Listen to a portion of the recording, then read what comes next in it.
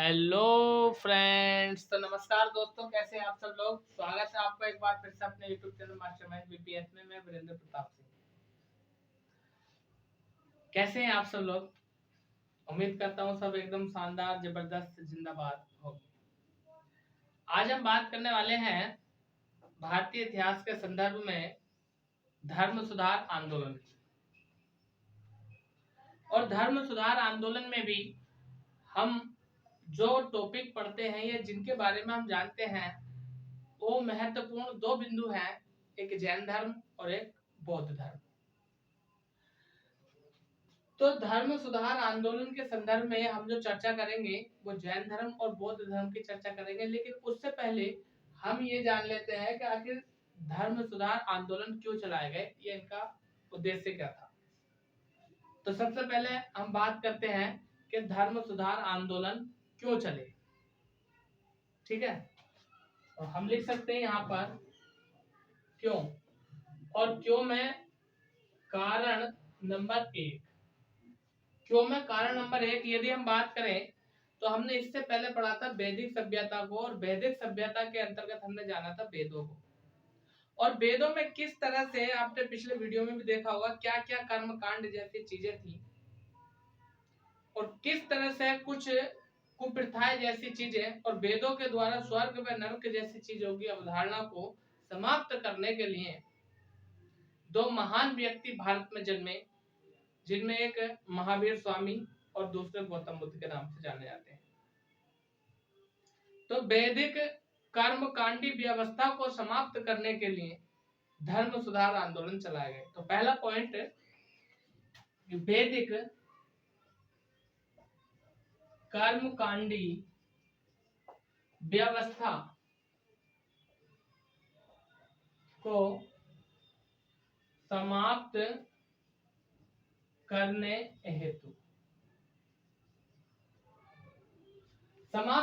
हेतु धर्म सुधार आंदोलन चलाए गए। दूसरी बात यदि हम करें तो वेदों में मनुष्य को 4 भागों में विभाजित कर रखा, जिसे कहा गया वर्ण व्यवस्था। अब यदि हम बात करें तो चाहे इंसान काला हो या गोरा हो, छोटा हो या बड़ा हो, हिंदू हो या मुसलमान हो, सिख हो या ईसाई हो, सभी के अंदर एक ही खून है और उसका रंग लाल है।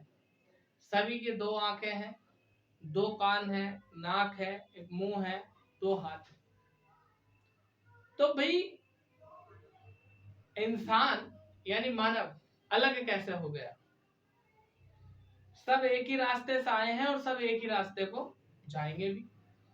इसलिए कहने का मतलब यह है कि भाई तू ऊंची जाति का है, तू नीची जाति का है, तू उच्च वर्ण का है, तू निम्न वर्ण का है, इन सारी चीजों को समाप्त करने के लिए धर्म सुधार आंदोलन चलाए गए। यदि हम बात करें तो इस समय ऐसी ऐसी कुप्रथाएं थी कि जिन मनुष्यों को छोटी जाति का या अछूत समझा जाता था तो उनके साथ बहुत ही बुरा दुर्व्यवहार होता था। जैसे हम बात करते हैं मनुस्मृति की, हम बात करते हैं वेदों की, तो जो उच्च वर्ग के ब्राह्मण वर्ग के लोग थे उन्होंने कहा कि ये जो शूद्र है, जो छोटी जाति के, इन्हें पढ़ने लिखने मत दो। अगर ये पढ़ेंगे लिखेंगे तो हमारा काम कौन करेगा, हमारे गाय भैंसों के, हमारे पशुओं के गोबर कौन उठाएगा, हमारे खेत खलिहानों में काम क्यों करेगा, नहीं करेगा। तो बेचारे जो गरीब लोग थे उनको शूद्र बना दिया, उनको अपना गुलाम बना लिया, उनको पढ़ने लिखने का मौका नहीं दिया, उनके महिलाओं के साथ, स्त्रियों के साथ बदतमीजियां करते थे। फिर यदि हम बात करें तो इनसे अपनी गुलामी करवाते थे, और ये तक मिलता था वेदों में कि यदि कोई शूद्र किसी मंत्र का उच्चारण करता तो उसकी जिह्वा काट लो। बताइए, अगर कानों से किसी मंत्र के उच्चारण को सुनता है तो उसके कानों में गर्म और खोलता हुआ तेल डाल दो। तो ये कहाँ की वर्ण व्यवस्था है, कहाँ के वेद है। तो इन सारी चीजों को समाप्त करने हेतु धर्म सुधार आंदोलन चलाए गए। तो दूसरा पॉइंट, वर्ण व्यवस्था को समाप्त करने हेतु, यानी वर्ण व्यवस्था को समाप्त करने के लिए भी धर्म सुधार आंदोलन चलाए गए। अब यदि हम बात करें यहाँ से कर्मकांड की, तो कर्म कांड में हम जान लेते हैं मुख्य बातें क्या। पहली बात ये आ जाती है, और वो ये आती है, छुआछूत व अंधविश्वास को समाप्त करना था, इसलिए धर्म सुधार आंदोलन चलाए गए। छुआछूत प्लस अंधविश्वास, अंधविश्वास को समाप्त करना, समाप्त करना। फिर दूसरी बात यदि हम करें तो दूसरी बात वही है आ जाती है क्या भैया, उस समय पशुओं की बलि दी जाती थी, गाय की बलि दी जाती थी, गाय की हत्या की जाती थी, और यहाँ तक पाप बढ़ गया था कि लड़की को उसके भ्रूण यानी गर्भ में ही पैदा होने से पहले मार दिया जाता था। तो इस जटिल वर्ण व्यवस्था को समाप्त करने के लिए धर्म सुधार आंदोलन चलाया गया, यानी पुरुषों की बलि देना। अगली बात यदि हम करें तो गाय की हत्या या बलि करना, बलि देना। फिर लड़की की भ्रूण में हत्या। इन सारी जटिल वर्ण व्यवस्था को, इस जटिल वर्ण व्यवस्था को समाप्त करने हेतु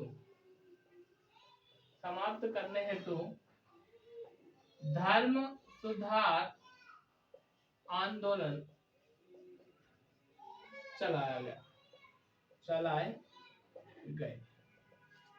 ठीक है भाई। अब यहां से एक और विशेष बात, लेकिन उससे पहले स्क्रीनशॉट ले लीजिए।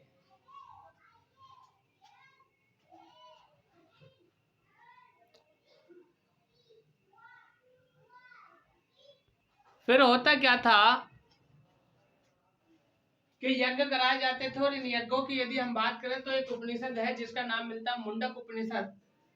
मुंडक उपनिषद में यज्ञ को टूटी हुई नौका कहा गया है, अर्थात जो व्यक्ति को डुबोने का कार्य करती है। यह किसे कहा गया? टूटी नौका यज्ञ को कहा गया। फिर उसके बाद यदि हम बात करें तो ईसा पूर्व की छठी शताब्दी में भारत ही नहीं बल्कि विश्व में और विश्व के विभिन्न देशों में धर्म सुधार आंदोलन चले। जैसे हम बात करेंगे कि चीन में धर्म सुधारक कौन थे, भारत में तो महात्मा बुद्ध और महावीर हो गए, फिर यूनान में कौन थे और ईरान में कौन थे। तो सबसे पहले हम ये लिख देते हैं कि मुंडक उपनिषद में यज्ञ को, मुंडकोपनिषद में यज्ञ को टूटी हुई नौका का मतलब नाव, नौका कहा गया है। अर्थात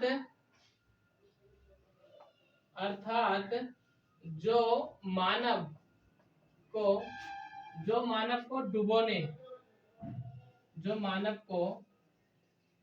डुबोने का कार्य करता है या करती है। ठीक है, यानी मुंडक उपनिषद में यज्ञ को टूटी हुई नौका कहा गया है जो कि मानव को डुबोने का कार्य करती है। आगे लिखेंगे ईसा पूर्व की छठी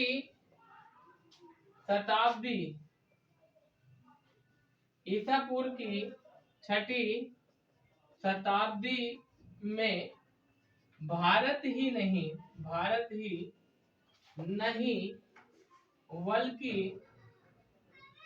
बल्कि पूरे विश्व में धर्म सुधार आंदोलन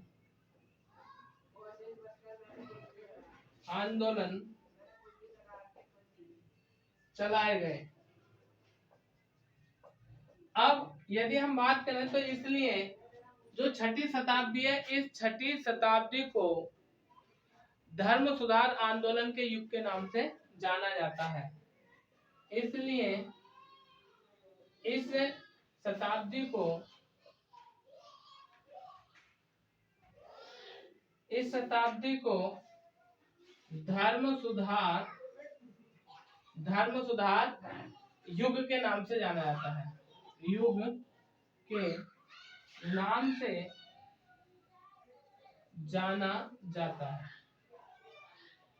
अब हम बात करते हैं कि विश्व के धर्म सुधार आंदोलक, यानी हम बात कर लेते हैं यहाँ पर देश और धर्म सुधारक। इधर देश का नाम और इधर धर्म सुधारक। सबसे पहले हम बात कर लेते हैं कि एक देश आता है जिसका नाम है चीन। यानी भैया चीन में धर्म सुधारक जो हुए हैं वह कौन हुए हैं, उनका नाम क्या हमें देखने के लिए मिलता है। तो 2 धर्म सुधारक हुए हैं, लिख देंगे। नंबर 1 चीन, और चीन के जो पहले व्यक्ति हैं उनका नाम है कन्फ्यूशियस।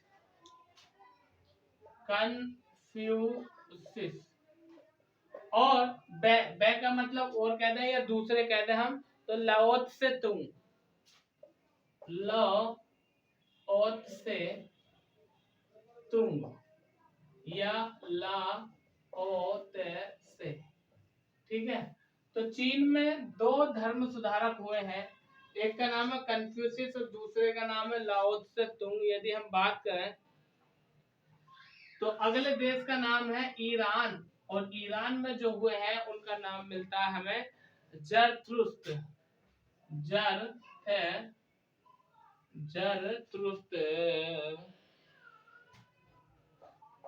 ये इस तरह से लिखा जाएगा। फिर इसके बाद अगले देश की यदि हम बात करें तो उसका नाम हमें देखने के लिए मिलता है यूनान, और यूनान की यदि हम बात करें तो यूनान में देखो प्लेटो भी हुए हैं, अरस्तु भी हुए हैं, सुकरात भी हुए हैं और पार्मेनाइडस भी हुए हैं। तो इनके भी हम नाम लिख लेते हैं किसके, यूनान के बारे में।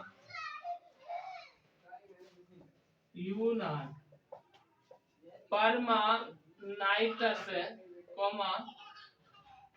सुकरात, अरस्तु और प्लेटो, ठीक है। और यदि हम बात करें भारत की, कि भारत में धर्म सुधारक कौन हुए हैं, जैसे हम बात करते हैं गौतम बुद्ध की, और हम बात करते हैं महावीर स्वामी की, ठीक है।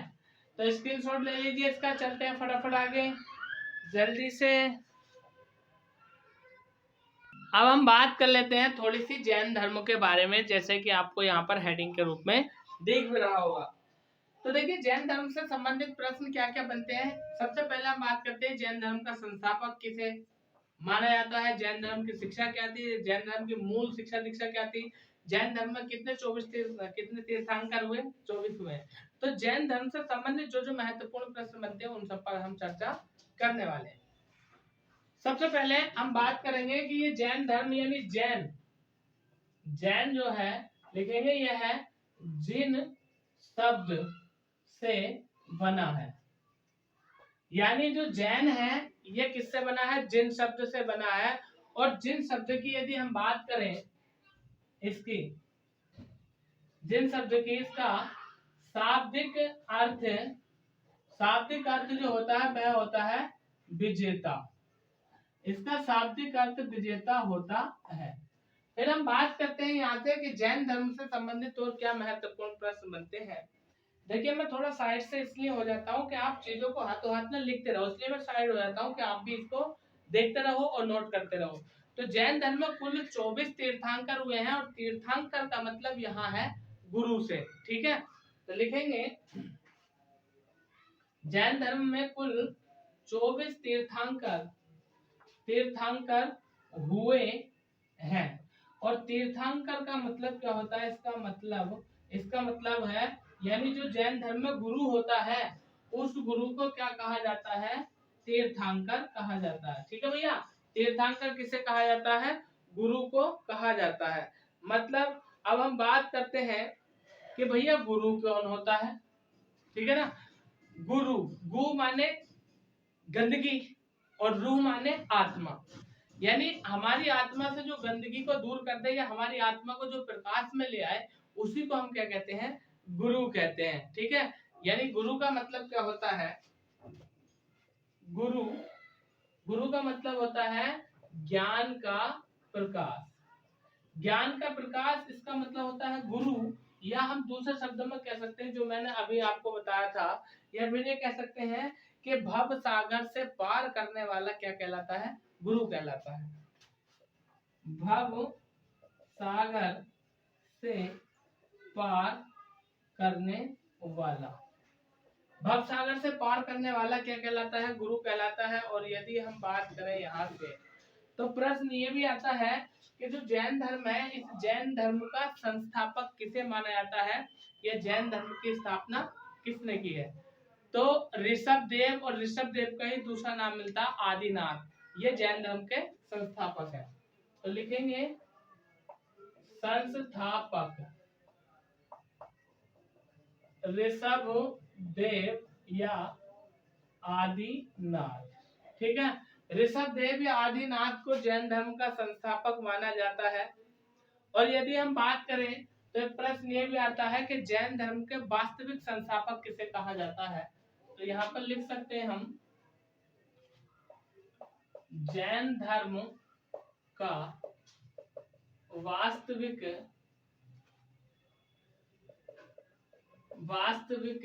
संस्थापक, जैन धर्म का वास्तविक संस्थापक जो है उसका नाम है महावीर स्वामी। और ये महावीर स्वामी जो है 24वें नंबर के क्या है? तीर्थंकर है। 24वें नंबर के तीर्थंकर है जिनका नाम है महावीर स्वामी। और महावीर स्वामी जो है ये जैन धर्म के वास्तविक संस्थापक माने जाते हैं। अब प्रश्न ये बनता है कि भैया जैन धर्म के जो संस्थापक है वो ऋषभदेव आदिनाथ है, लेकिन वास्तविक संस्थापक कौन है? वो महावीर स्वामी है। अब बात करते हैं इनको वास्तविक संस्थापक क्यों कहा जाता है? क्योंकि जैन धर्म का सर्वाधिक प्रचार और प्रसार जो हुआ था वो इन्हीं के द्वारा, इनके काल में हुआ था। तो लिखेंगे क्योंकि जैन धर्म का सर्वाधिक प्रचार प्रसार इन्हीं के समय में हुआ था, इन्हीं के समय में हुआ था, इसलिए इनको क्या कहते हैं? जैन धर्म का वास्तविक संस्थापक कहते हैं। स्क्रीनशॉट लो इसका जल्दी से।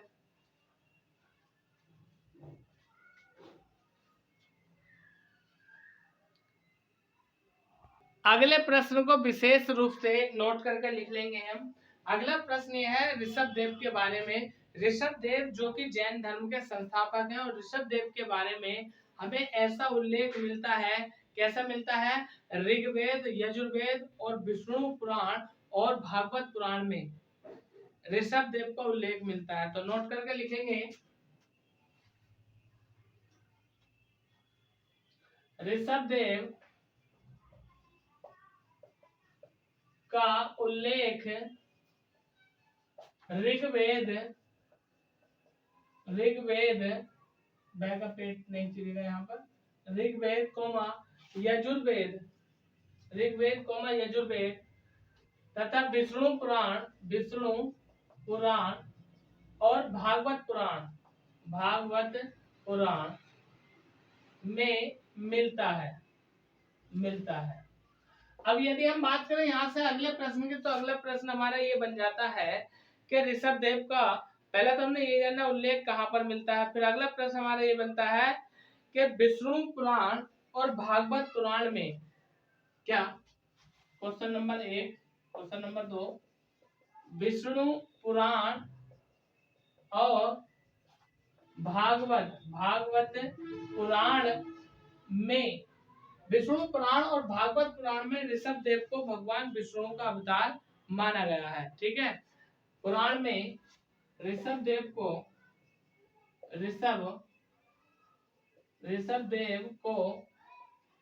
भगवान विष्णु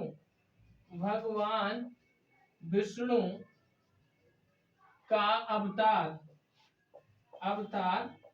माना गया है। चलिए चलते हैं अगली बात की ओर। और अगली बात हमारी इस प्रकार है, वो ये है क्या कि ऋषभदेव के बारे में हम कुछ मुख्य बातें कर लेते हैं। जैसे प्रश्न बनता है कि जो ऋषभदेव है, इनका जन्म स्थल यानी जन्म कहाँ पर हुआ। इनका जन्म अयोध्या, और अयोध्या की यदि हम बात करें तो आप लोगों को पता होगा कि अयोध्या जो पड़ता है वो वर्तमान समय में उत्तर प्रदेश में पड़ता है। तो उत्तर प्रदेश में ही ऋषभदेव का क्या हुआ था, जन्म हुआ था, और कहाँ पर, अयोध्या में। अगले प्रश्न की यदि हम बात करें तो अगला प्रश्न ये बनता है कि इनके जो पिता थे उनका नाम क्या था और माता का नाम क्या था। इनके पिता का नाम था इनके क्या बोलते हैं, ध्यान से निकल गया वे, हाँ, नाभी देवी पिता का नाम था। और यदि हम बात करें माता की तो मारुति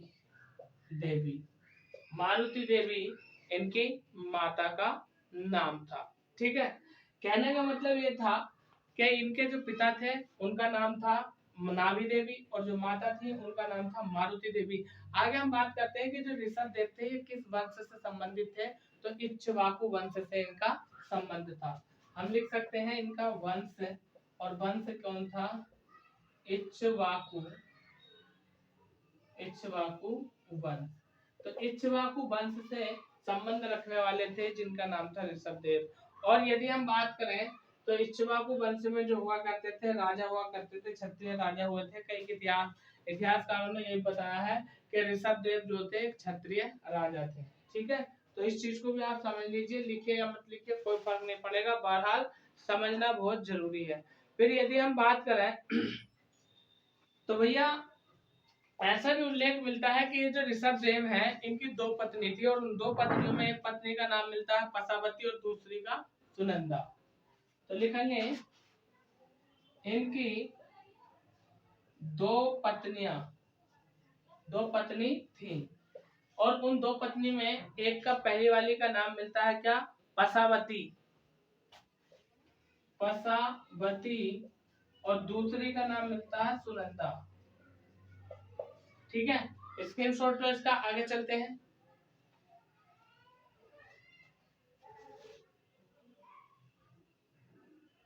और क्या क्या महत्वपूर्ण तथ्य है ऋषभदेव के बारे में मिलते हैं। ऋषभदेव की यदि हम बात करें तो इनकी कुल 102 संतानें थी, और उन 102 संतानों में 100 पुत्र थे और 2 पुत्रियां थी। ठीक है, ऐसा बताया जाता है 102 संतानें थी, 100 पुत्र थे और 2 पुत्रियां थी। और इन 100 पुत्रों में 2 पुत्र बड़े महान थे, एक का नाम था भरत और दूसरे का नाम था बाहुबली। और ये बताया जाता है कि ये वही भरत था जिसके नाम पर हमारे देश का नाम भारत पड़ा। ठीक है, तो ऋषभदेव की हम बात करते हैं संतानें कितनी थी, 102 थी। 102 संतानें थी। ओहो, ले 102 संतानें थी, जिसमें 100 पुत्र और 2 पुत्री थी।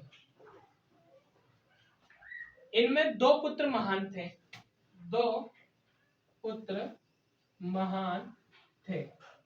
एक का नाम मिलता है भरत और दूसरे का नाम मिलता है बाहुबली।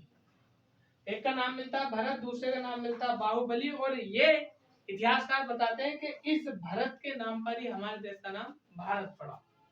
लिखेंगे इसी के नाम पर हमारे देश का नाम भारत पड़ा।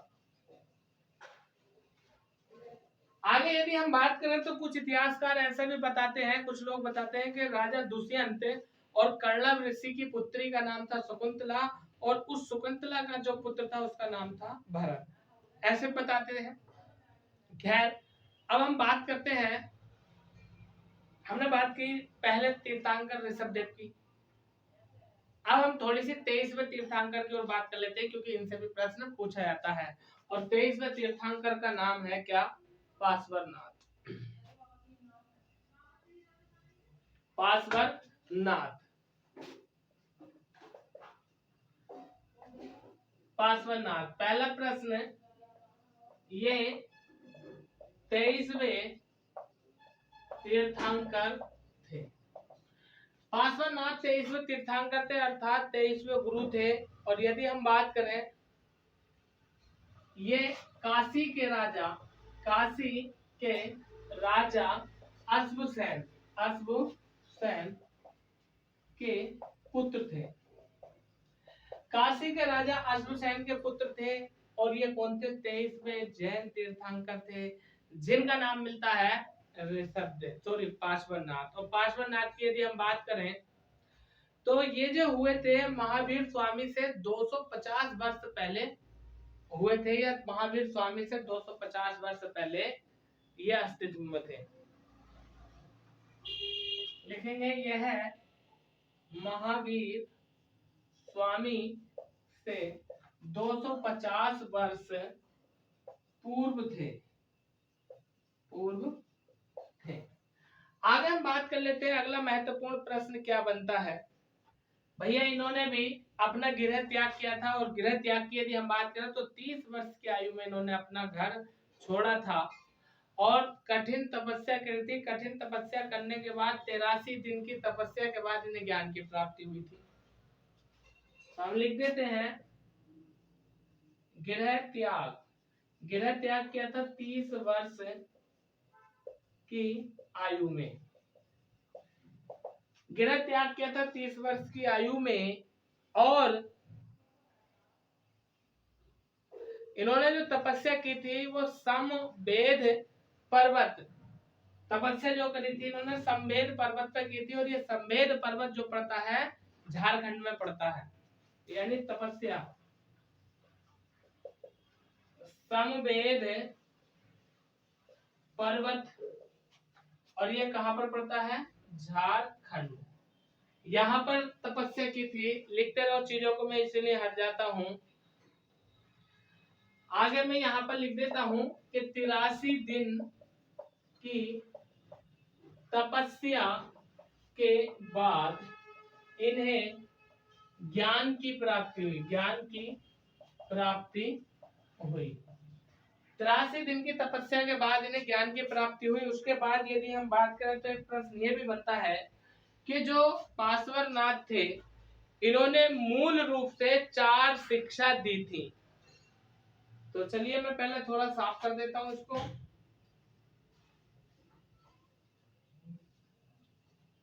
लिखेंगे इन्होंने मूल रूप से 4 शिक्षा या शिक्षाएं दी थी। अब वो कौन कौन सी 4 शिक्षाएं थी इनकी हम बात करते हैं। पहले नंबर पर सत्य, पहले नंबर पर आ जाता है सत्य। दूसरे नंबर पर आ जाता है अहिंसा। अब देखिए सत्य को आप लोग जानते होंगे, सत्य क्या होता है? सच, सच बोलना। अहिंसा, किसी के साथ हिंसा न करना। गांधी जी किस चीज के पुजारी थे? अहिंसा के पुजारी थे। और तीसरी यदि हम बात करें शिक्षा की तो आस्तेय, और चौथी अपरिग्रह।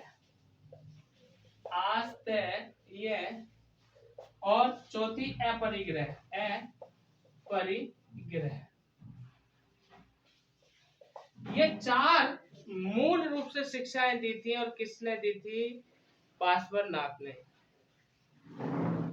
अब यदि हम बात करें तो इन चारों शिक्षाओं में जो विश्वास करते थे उनका नाम था सिद्धार्थ। और सिद्धार्थ जो पिता थे वो महावीर स्वामी के पिता थे। जब इनकी शिक्षाओं में विश्वास करते थे सिद्धार्थ, और सिद्धार्थ पिता थे महावीर स्वामी के, तो पिता की शिक्षाओं का असर किस पे जाएगा? पुत्र पे जाएगा। इसी कारण महावीर स्वामी अगले जैन धर्म के 24वें तीर्थंकर बने थे। ठीक है, तो इस बात को भी हम लिख लेते हैं।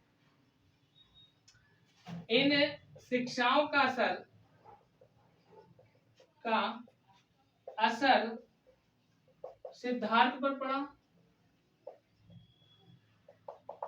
और भैया सिद्धार्थ कौन थे? सिद्धार्थ महावीर स्वामी के पिता का नाम था। ठीक है। आगे चलकर इन शिक्षाओं को महावीर स्वामी ने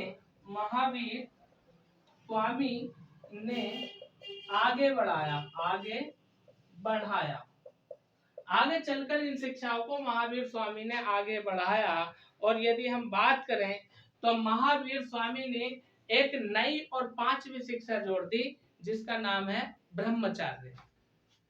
ठीक है, लिखेंगे, यहां लिख देता हूं, तथा पांचवी शिक्षा ब्रह्मचर्य जोड़ी। तो हम कह सकते हैं कि जैन धर्म में प्रमुख रूप से 5 शिक्षाएं देखने के लिए मिलती हैं। सत्य, अहिंसा, असत्य, अपरिग्रह और ब्रह्मचर्य। ठीक है दोस्तों। अब एक प्रश्न यह बनता है कि जो पार्श्वनाथ थे इनके जो शिष्य थे वो क्या कहलाए? तो पार्श्वनाथ के शिष्य निर्ग्रंथ कहलाए। यहां पर लिख देता हूं, निर्ग्रंथ या निग्रंथ कहलाए। पार्श्वनाथ के शिष्य निग्रंथ कहलाए। तो दोस्तों ये था हमारा पार्ट 1। कल हम बात करेंगे महावीर स्वामी के बारे में और अन्य जैन तीर्थंकरों के बारे में।